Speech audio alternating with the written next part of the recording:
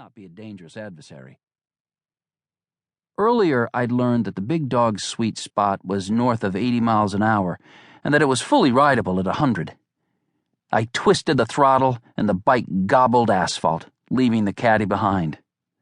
For the moment. This wasn't the height of bug season in the Mojave, so I didn't have to eat any moths or hard-shelled beetles when I muttered unpleasantries.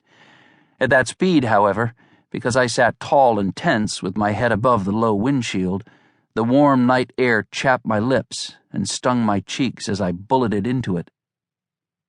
Any responsible dermatologist would have chastised me for speeding barefaced through this arid wasteland. For many reasons, however, there was little chance that I would live to celebrate my 23rd birthday, so looking prematurely aged 2 decades hence didn't worry me. This time I heard the Escalade coming, shrieking like some malevolent machine out of the Transformers movie, running dark once more. Sooner than I hoped, the driver switched on the headlights, which flared in my mirrors and washed the pavement around me. Closer than 50 feet. The SUV was obviously souped. This wasn't an ordinary mama takes baby to the playground caddy. The engine sounded as if it had come out of General Motors by way of Boeing. If he intended to run me down and pace me to the caddy's grill, and evidently he did, I wouldn't be able to outrace whatever customized engine made him king of the road.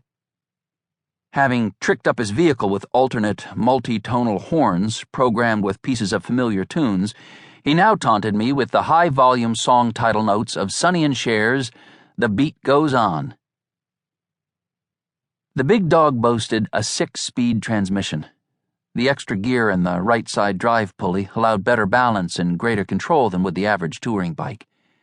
The fat 250mm rear tire gave me a sense of stability, and the 34-degree neck rake inspired the confidence to stunt a little, even though I was approaching triple-digit speeds.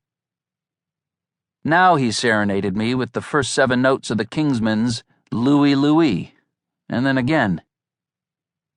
My one advantage might be maneuverability. I slid lower in the seat, so that the arc of the windshield sent the wind over my helmet, and I made more aggressive use of the 3-lane highway, executing wide serpentine movements from shoulder to shoulder. I was low to the ground, and the Escalade had a much higher center of gravity than the big dog. If the driver tried to stay on my tail, he might roll the SUV. Supposing he was smart, he should realize that by not mimicking me, by continuing arrow straight, he could rapidly gain ground as I serpentined. And with easy calculation, he could intersect me as I swooped from side to side of the road. The third blast of "Louie Louie" assured me that either he wasn't smart, or he was so wasted that he might follow me into a pit of fire before he realized what he had done.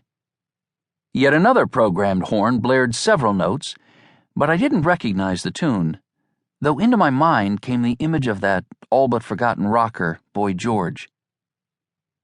When brakes caterwauled, I glanced back to see the Escalade listing, its tires smoking, as the driver pulled the wheel hard to the right to avoid going off the north side of the pavement. Carving one S after another down the straightaway, I cornered out of the current curve, grateful for the big dog's justly praised balance drive, and swooped into the next.